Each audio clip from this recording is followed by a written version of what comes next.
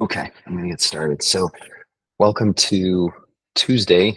I think of Tuesdays as Attention Tuesdays, and quick reminder as to why we're doing what we're doing here. It's to make sure that we spend some time every day activating these parts of our brain that allow us to live, better lives out there in the world. So, interactions with others when we're on our own, and this is where the rubber meets the road in terms of practice.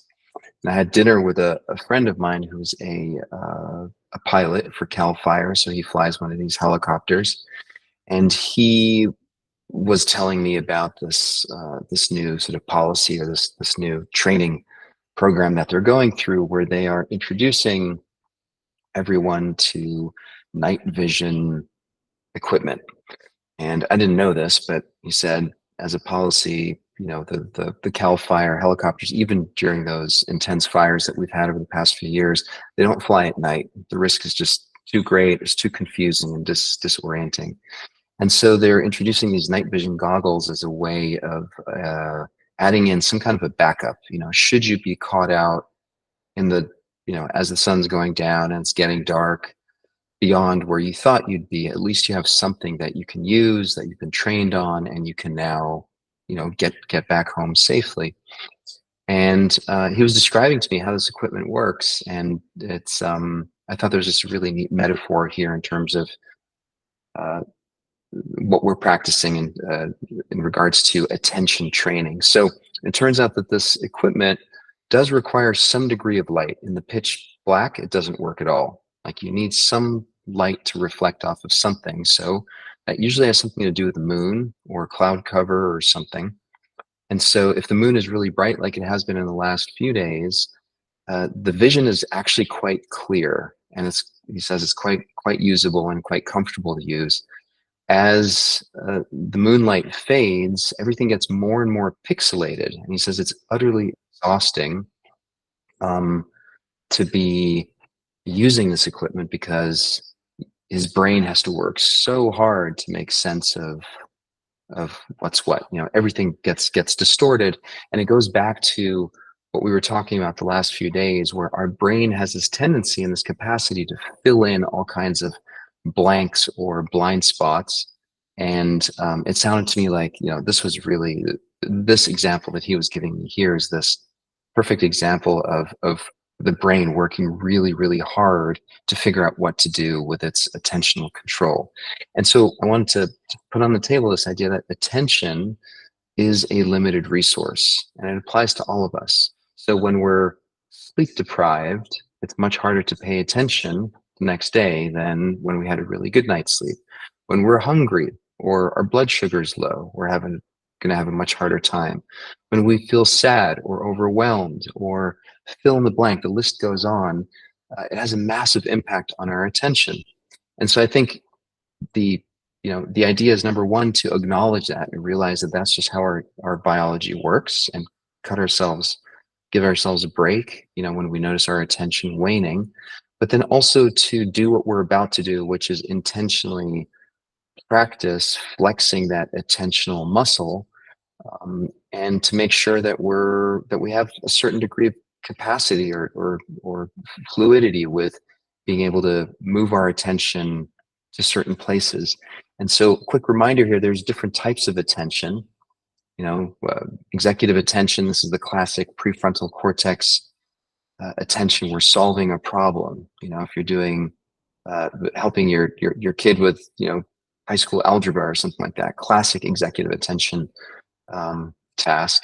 Another one would be sustained attention. So the ability to actually keep your whatever attention you're using, in this case, reading a book or a creative endeavor, keeping it on the task is another flavor of attention, if you will.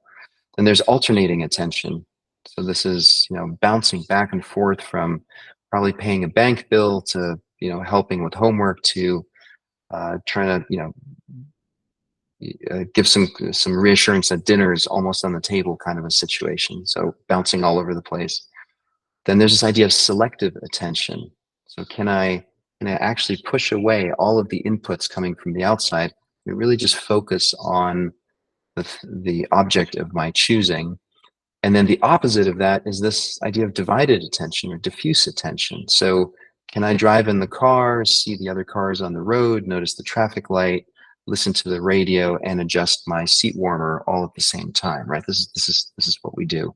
So I thought it'd be fun today to do a practice where we take a little bit of a tour through these different types of attention, just to improve our familiarity with these types of attention. So let's go ahead and start by, as usual, closing our eyes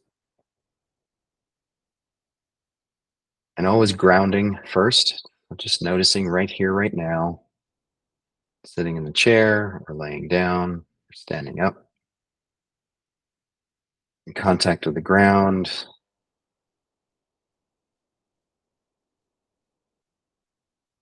And no matter what's happened this morning, what you anticipate happening this afternoon, this is right now. All of that is just literally a fantasy. So really just connecting with this present moment and noticing how do you know you're in the present moment? Well, contact with the ground, the body, breath.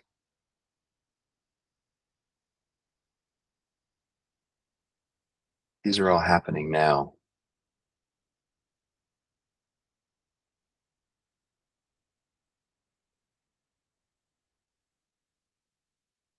I want to see if you can bring to mind a memory of a problem that you were solving recently.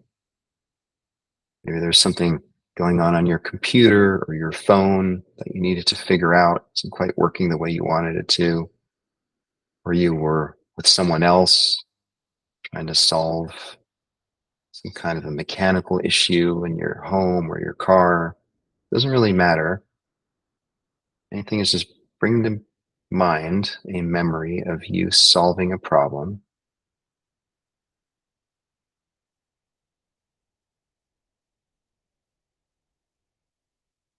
Go back to that place and just notice, what was it like to be in that situation? What did it feel like in your body?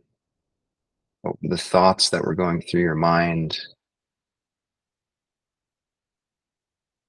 Notice the impact of that perceived problem on your level of stress.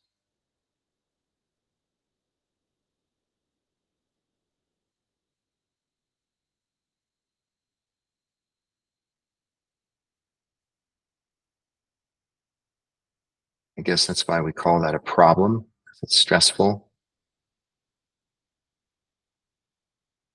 I'm wanting you to take a step back and just notice yourself a little more objectively. How do you react when you come up against a problem that requires this kind of cognitive control or this cognitive attention, problem solving attention?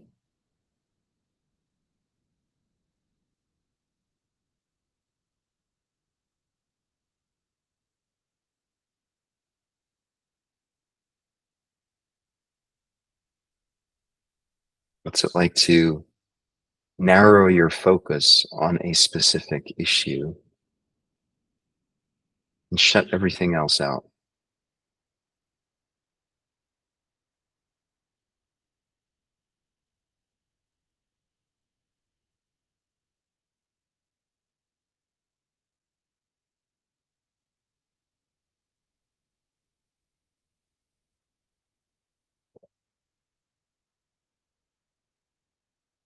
Now let's see if we can experience the inverse of that type of attention. So now we're going for what I would call a kind of diffuse attention or a divided attention. So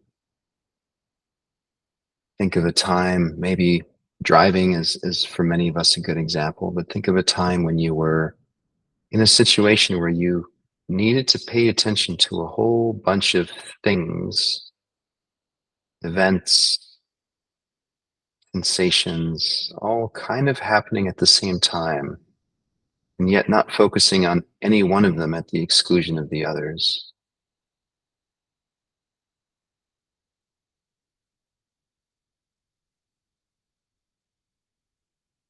Driving is a good example, as is going for a walk, going for a hike with some friends and being in conversation,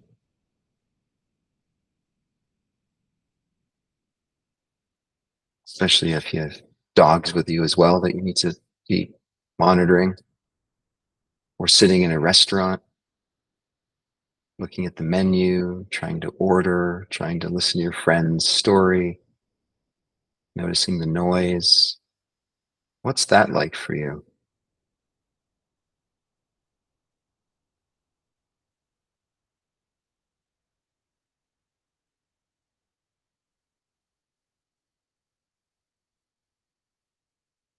And contrasting that experience with the one that we were focusing on just earlier, where you were actually focusing in on a specific problem that needed solving.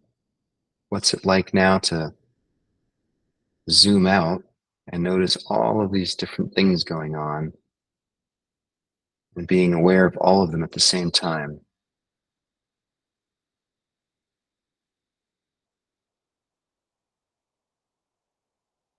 Very different cognitive load.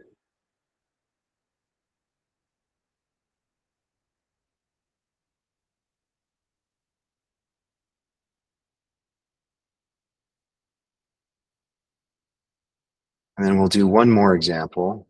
So this idea of alternating attention.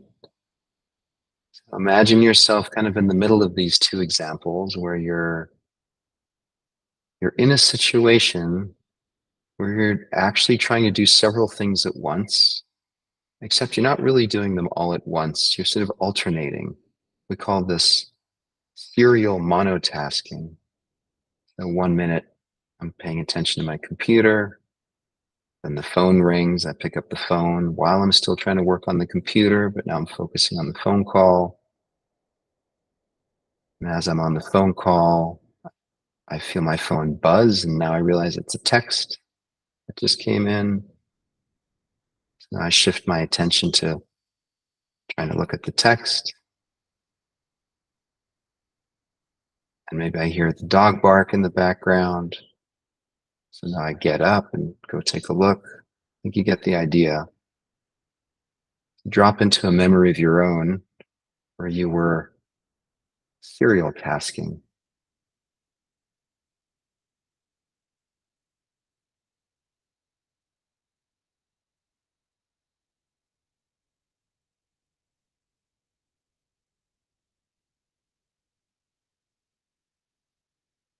And again, get curious about what's it like? How's it different from when you're really focused on, your attention is focused on one particular problem that you're trying to solve, or you're in a situation where your attention is really diffuse and you're doing lots of things at the same time? Now you find yourself in a situation where you're noticing yourself bouncing from one task to the other.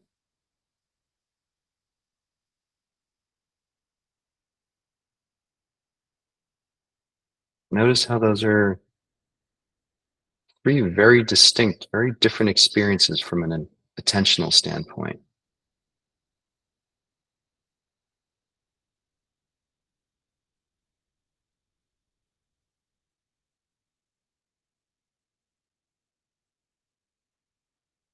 You're probably better at one compared to the others. They represent different levels of stress and strain on your nervous system. And so my goal in focusing on these three different types of attention today is just to familiarize yourself or invite some curiosity into what's what's it like when I get myself caught up in these situations and I'm paying attention in these different ways. How does it affect me?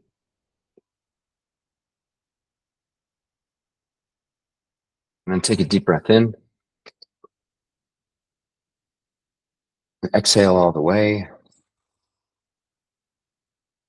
shifting your attention back to the present moment, and hold your exhale for 5, 4, 3, 2, 1. Deep inhale. And on this exhale, go ahead and open your eyes. I'll come back. Sorry, we're out of time. I feel like I could have kept doing this for another 15 or 20 minutes, but hope to see you all tomorrow, same time, same place. And I hope this was an interesting little break in your day. Take care, everyone. Have a good one.